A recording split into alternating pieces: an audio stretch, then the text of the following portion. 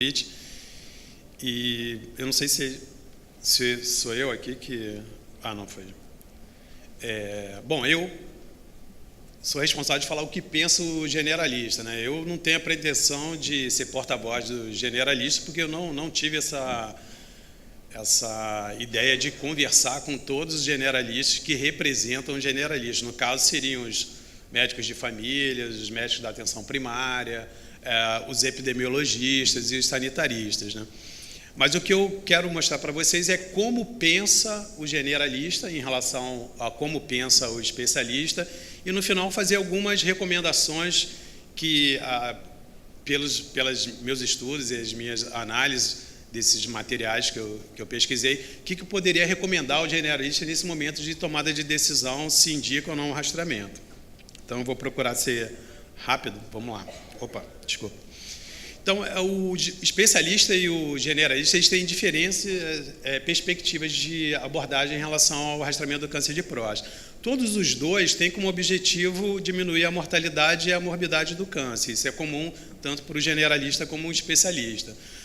O especialista, por ele atender indivíduos com doença avançada, ele tem uma perspectiva que eu digo que seria uma perspectiva pessimista. Ele vê o que é de pior naquela circunstância da doença, que é a doença metastática. Ao contrário do generalista, que o maior contato do generalista são indivíduos ou com uma hiperplasia benigna da próstata e muito raramente com indivíduos com doença metastática. Os especialistas eles são mais propensos eles são menos propensos a externar preocupação com os eventos adversos, quer dizer, eles veem muito mais o benefício e com menos preocupação em relação aos malefícios, enquanto que o generalista ele tem uma preocupação maior de analisar os benefícios, o balanço de benefícios e riscos do rastreamento e as questões relacionadas aos vieses das publicações que tratam dessa questão. E ao contrário do especialista, que ele tem uma ligação muito forte com a corporação, seja ele os urologistas, ou no caso do rastreamento mamográfico dos mastologistas, ele tem uma fidelidade maior, o especialista das corporações, enquanto que o generalista não tem essa fidelidade corporativa. O especialista tem uma abordagem mais individualista, ele vê aquilo que é melhor para o paciente, uma vez que ele está de frente com o paciente, tem que tomar uma decisão, enquanto que o generalista ele tem uma abordagem utilitarista, ele procura ver o melhor para o maior número de pessoas, né? A visão dele é mais do coletivo. Enquanto que o especialista, na hora que elabora as diretrizes, em geral essas diretrizes são baseadas numa revisão não sistemática da literatura e baseada mais num consenso daquele grupo de especialistas, o generalista ele tem essa elaboração das diretrizes baseadas em revisão sistemática e análise crítica da literatura. Então, essas duas perspectivas, eles causam essa situação que quando nós identificamos diferentes recomendações de organizações internacionais e nacionais, você tem as recomendações, no caso das organizações dos generalistas, uma recomendação mais conservadora em relação ao rastreamento, enquanto que os especialistas têm uma recomendação um pouco mais, um pouco mais intensiva em relação ao rastreamento. Mas a gente, não sei se vocês estão conseguindo ver, mas tem muitas recomendações que elas são semelhantes. Quando você olha assim o generalista, tem algumas instituições que não recomendam o rastreamento, e o rastreamento organizado, como o professor Damião colocou, né? É uma política pública para um coletivo da população, enquanto que os especialistas eles não falam da recomendação para programas organizados, mas um rastreamento oportunista, e muitos fazem, alguns grupos de generalistas e de especialistas têm algumas coisas em comuns, do tipo, é sempre importante, antes de fazer a recomendação do rastreamento, apontar os benefícios e os malefícios e tomar uma decisão compartilhada com o paciente. Então, apesar dessas divergências, existem alguns pontos de convergência, entre os especialistas e os generalistas. Aqui no Brasil acontece a mesma coisa do que acontece fora do país. Existem as organizações que representam os generalistas e as organizações que representam os especialistas com as suas respectivas recomendações. Essas diferenças de recomendações, elas são normalmente frutos daquelas diferentes perspectivas. Enquanto que o generalista ele procura olhar o coletivo e uma visão mais utilitarista, ele fala, como é que eu vou utilizar aquele recurso que eu tenho nesses sistemas universais de saúde, como é que eu vou aproveitar melhor aqueles recursos, enquanto que o especialista ele está de frente com o paciente, ele tem que tomar uma decisão naquele momento. Uma coisa interessante que eu acho que a gente pode pensar e refletir é o seguinte: a American Cancer Society é uma associação dos oncologistas na América do Norte.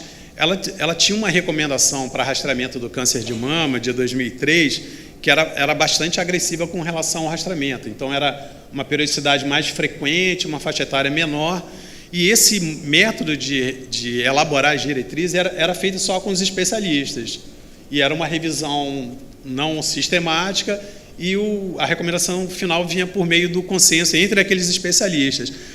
E em 2011, eles mudaram o método da elaboração das diretrizes, utilizando as recomendações do Instituto de Medicina dos Estados Unidos, que é uma elaboração de diretrizes baseada em revisões temáticas, com alguns generalistas participando desse grupo de trabalho, e houve uma mudança radical nessas recomendações em relação ao câncer de mama, aproximando mais a recomendação dessa instituição de especialistas das recomendações dos generalistas.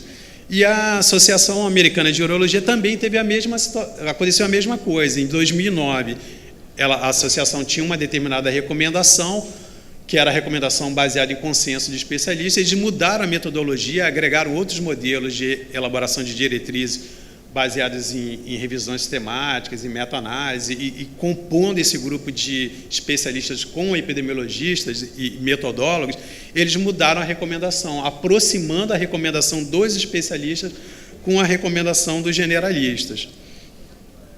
Eu não sei se vocês já tiveram acesso a esse estudo. Logo depois que saiu a recomendação da Força Tarefa Americana em 2012, fizeram um caso clínico na New England de um indivíduo de 55 anos que era um risco padrão para câncer de próstata. Aí perguntavam para os leitores assim: você recomendaria o rastreamento de câncer de próstata nesse indivíduo? E aí, mais ou menos 58% dos indivíduos dessa pesquisa responderam que fariam sim um rastreamento, e 42% falaram não faríamos o rastreamento, mostrando que essa divergência existe em qualquer lugar do mundo. Só que interessante nesse estudo foi que a maior parte dos indivíduos que responderam sim eram da América Latina e da América do Norte, enquanto que os europeus e o pessoal da Austrália, Nova Zelândia, eram mais conservadores, exatamente por esses países terem instituições que trabalham dentro daquele modelo de elaborar diretrizes baseadas no modelo dos generalistas. Mas aí o que a gente vai fazer, né, nessa situação? A gente tem um indivíduo lá numa faixa etária que o risco começa a aumentar para câncer de próstata, ele quer saber se ele faz o rastreamento ou se ele não faz o rastreamento. Do ponto de vista do generalista, e especialmente do sanitarista ou do tomador de decisão de política pública, qualquer intervenção nova em saúde, ela compete com outras intervenções. Então, a lógica dos sistemas de saúde, das políticas públicas, é definir as escolhas as intervenções são mais efetivas e as de menor custo. Seria essa letra C dentro desse diagrama que a gente está vendo aqui. Só que essas intervenções mais efetivas e de menor custo, elas muito dificilmente acontecem na prática cotidiana. O que mais acontece é essa alternativa D, que as melhores intervenções, as que têm mais efetividade, acabam sendo mais custosas. E aí, nesse momento, a tomada de decisão vai depender de uma série de fatores, né? O orçamento que você tem dentro das secretarias de saúde para a realização daquela intervenção, que vai competir com outras intervenções que também são efetivas. Então, essa decisão ela não é fácil, assim, não existe uma decisão certa, e ela é sempre uma decisão contextual. Ela vai depender do contexto do lugar e dos valores que aquela sociedade tem em relação a algumas questões relacionadas a esse balanço de benefícios e malefícios.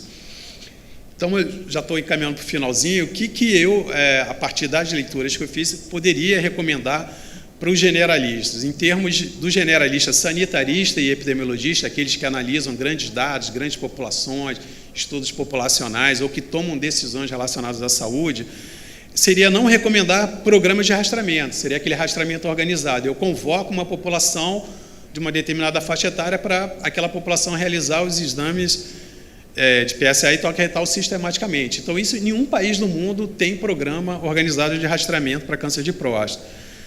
Incentivar as pesquisas relacionadas ao rastreamento, eu acho que tem um campo muito grande assim, de otimizar essa questão do rastreamento do câncer de próstata. Eu acho que não é eliminar essa estratégia de rastreamento, mas otimizar essa estratégia, divulgar informações relevantes desse balanço de benefícios e malefícios para diferentes grupos, universidades, sociedade e organizações voltadas para a advocacy, e incentivar a elaboração de diretrizes baseadas em evidência, mas com a participação dos especialistas nessas diretrizes das instituições de generalistas e também dos usuários.